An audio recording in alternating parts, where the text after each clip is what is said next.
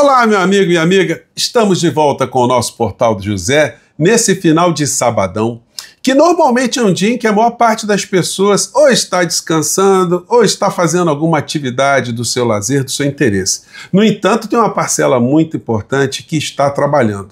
Agora, o que não é muito comum é nós assistirmos altos servidores da República estarem trabalhando num sábado como esse, sobretudo nessa época do ano.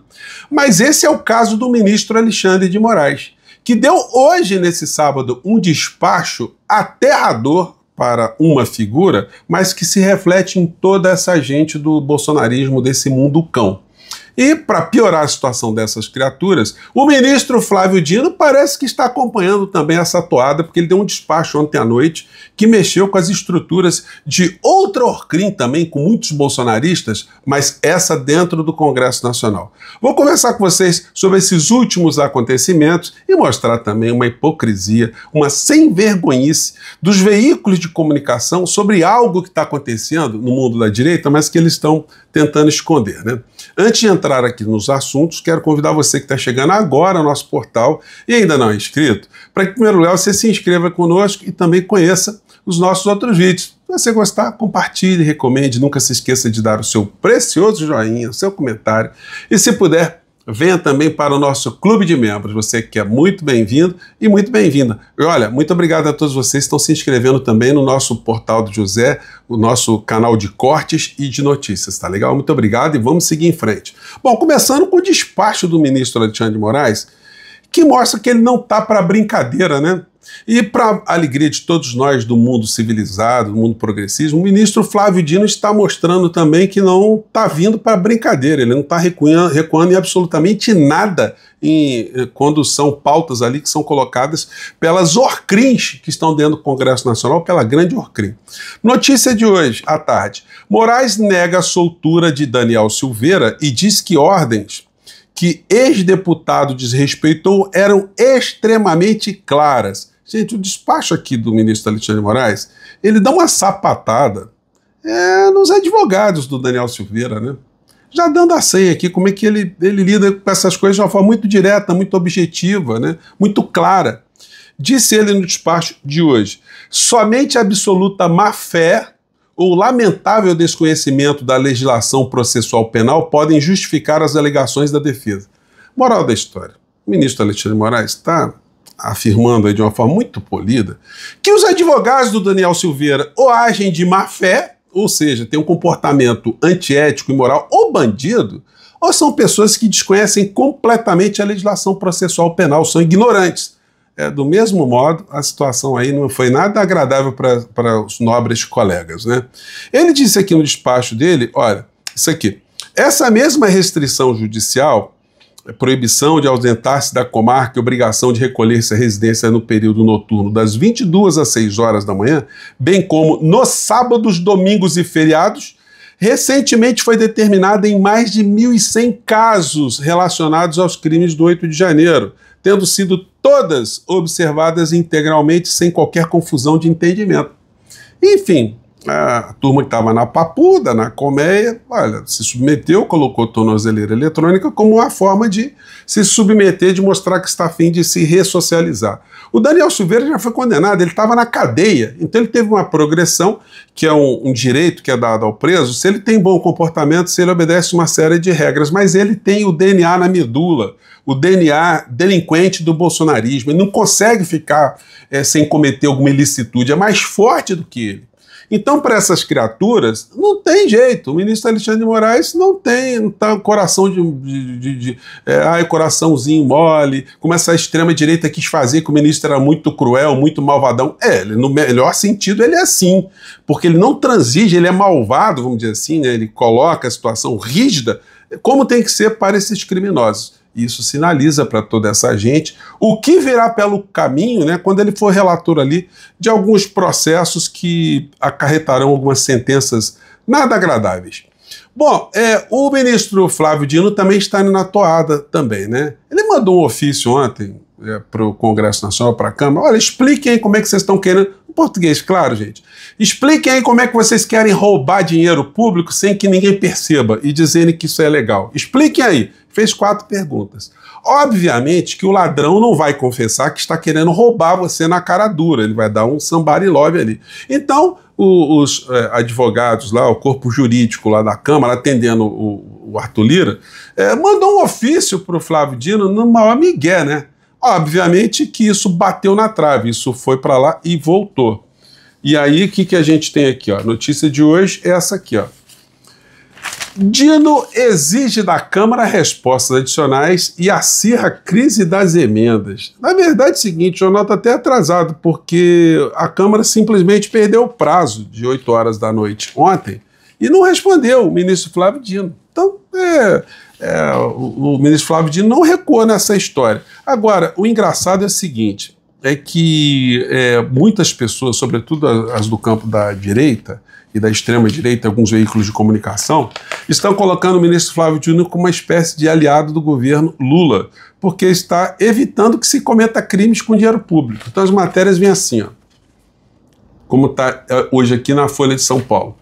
Câmara cobra Supremo por emendas, vê a reação de Dino e responsabiliza governo Lula. Olha, o que o governo Lula tem a ver com isso? O governo Lula queria pagar essas emendas, tinha feito acordo com essa gente toda, tipo, olha, vocês são sequestradores, tudo bem, a gente vai pagar uma parte do resgate aqui só para não ferrar com refém, né? Mais ou menos isso. Só que o ministro Flávio Dino, ele está pouco se lixando se o governo está fazendo acordo, se não está fazendo, enfim. Ele está simplesmente cumprindo aquilo que está na lei. E quando ele faz isso, ele ajuda a República, ele ajuda de uma forma indireta o governo Lula. Então, por isso, muitas pessoas acham que ele está aí com algum tipo de predileção. Ele está simplesmente fazendo o que é o certo, e o que é certo aí, por acaso, ajuda um governo republicano, né? Bom, daí a gente vê essas situações todas que estão acontecendo aí com o mundo bolsonarista, e isso só estressa essa gente, porque, olha só, gente, ontem eu comentei com vocês, né, que o advogado do Braga Neto está xingando, está dizendo que o Cid é um dedo duro, sem caráter, né? No português, claro, é isso, né? Que ele é um mentiroso contumaz e que quer uma cariação. Bom, a cariação é ótimo, né? Porque você tem pessoas de humor cri que agora vão ser colocadas tete a tete e pessoas que estavam grudadas no Bolsonaro. Como é que o Bolsonaro teria condição de sair de uma situação como essa, gente? Não há possibilidade.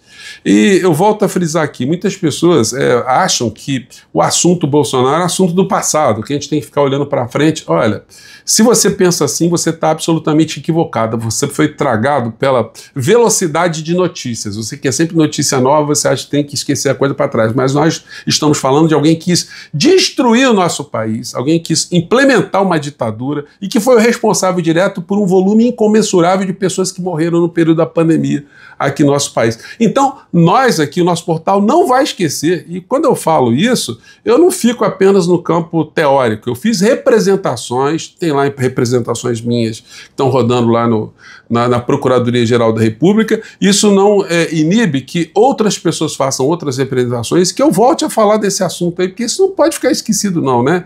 Tem muita coisa aí para ser apurada aqui no nosso país. E aí, gente, vamos entrar aqui numa outra situação. Eu conversei com vocês sobre pautas positivas que o governo Lula terá em 2025. Terá vários enfrentamentos, já abordei isso com vocês no nosso encontro mais cedo. A questão da economia vai ter que ser colocada para a sociedade. O governo vai ter que tomar essa iniciativa e hoje há ferramentas que não tinha algumas décadas atrás, alguns anos atrás. O governo não tinha possibilidade de ir para as redes sociais, não existiam tantos canais. Ele pode fazer uma rede com todos os canais, pode fazer uma live, todo mundo retransmitir essas lives, para ele explicar para a sociedade o que é que está acontecendo, porque senão nós só receberemos as informações dos grandes veículos de comunicação. Isso vai dar uma noção para todos nós como é que o governo está tratando essa questão. Se o governo vai se comportar como um governo fraco, o governo vai capitular, vai recuar e vai se entregar, vai, enfim, voltar para trás, vai ficar refém dessa história, ou simplesmente vai enfrentar com o apoio da sociedade. E nós queremos que as informações cheguem às pessoas para que nós tenhamos um julgamento justo.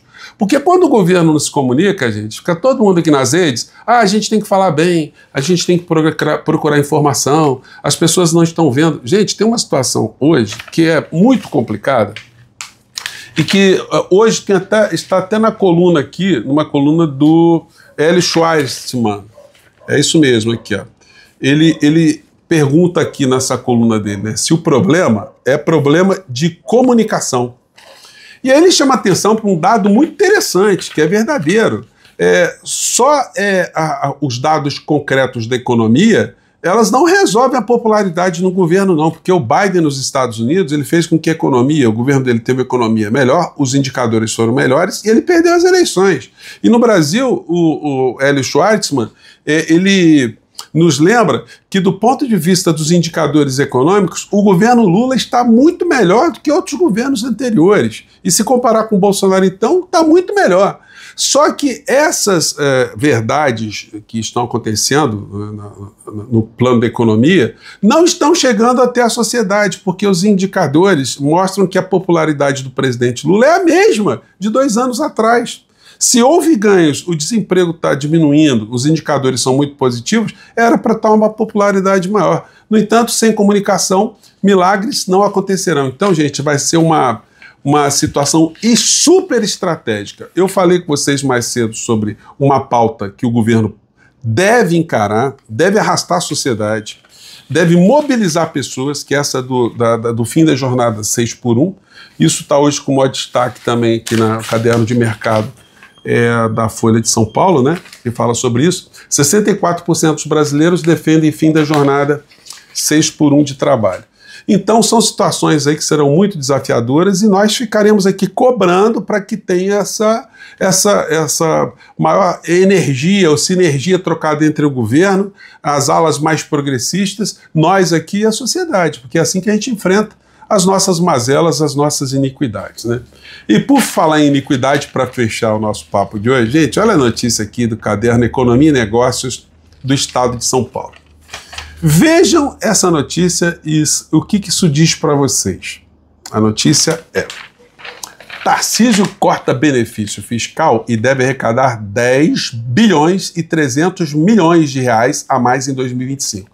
Sabe o que é isso aqui? Ele está aumentando o percentual do ICMS de São Paulo de 25% sobre o que está sendo cobrado hoje, que vai aumentar o ICMS em São Paulo. Está se pagando 3 e pouquinho, vai pagar 4% de ICMS. E aí, o que a gente vê sobre esse aumento da carga tributária? Só uma notinha no caderno econômico. Nada de capa, nada de Jornal Nacional, nada de ninguém reclamando, nada de ninguém falando. A direita caladinha, com o aumento de impostos, né? E aqui a gente tem ainda mais uma situação condescendente de um setor empresarial, né? Que é isso aqui, ó. Aí o jornal vai lá buscar a opinião desse cidadão aqui. Então, quando o governante é de direita, aí muitos setores fazem vista grossa, né? Diretor de federação diz que bares e hotéis não repassarão alta. Que coisa, hein?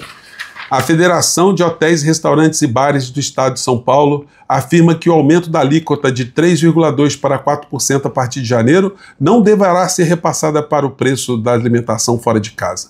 Manifestamos ao governador que o aumento é importante, é de 25%, não é qualquer coisa. Mas diante do gesto dele de rever conosco a tributação e entender o nosso argumento, não deverá ser repassado, diz Edson Pinto, diretor da Froresp. Vocês imaginem se fosse um governo de esquerda, um governo progressista, aumentando a alíquota de ICMS de bares, restaurantes, de prestação de serviços para aumentar a arrecadação, como está fazendo o Tarcísio. Então isso tem que ser exposto, né?